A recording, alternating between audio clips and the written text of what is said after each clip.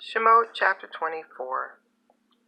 To Moshe, Yehovah said, "Come up to Yehovah, you, Aharon, Nadav, Avihu, and 70 of the leaders of Israel. Prostrate yourselves at a distance, while Moshe alone approaches Yehovah. The others are not to approach, and the people are not to go up with him." Moshe came and told the people everything Yehovah had said, including all the rulings. The people answered with one voice, "We will obey every word Yehovah has spoken."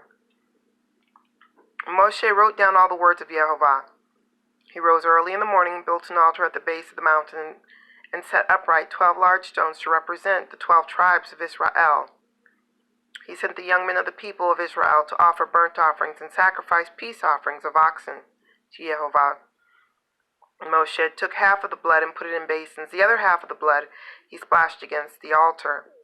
Then he took the book of the covenant and read it aloud, so that the people could hear, and they responded, "Everything that Yehovah has spoken, we will do it and obey."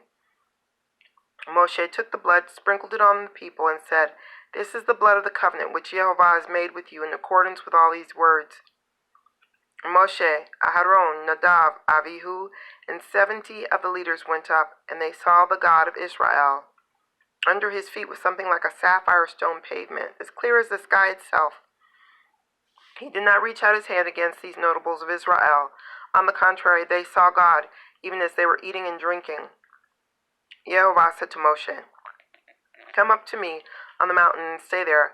I will give you the stone tablets with the Torah and the mitzvot I have written on them, so that you can teach them." Moshe got up, also Yehoshua his assistant, and Moshe went up onto the mountain of God. To the leaders he said, "Stay here for us until we come back to you. See, Aharon and Hur are with you. Whoever has a problem should turn to them." Maftir. Moshe went up onto the mountain, and the cloud covered the mountain. The glory of Yehovah stayed on Mount Sinai, and the cloud covered it for 6 days. On the 7th day he called to Moshe out of the cloud.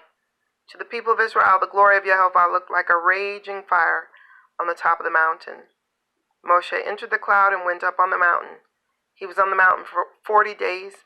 He was on the mountain 40 days and nights.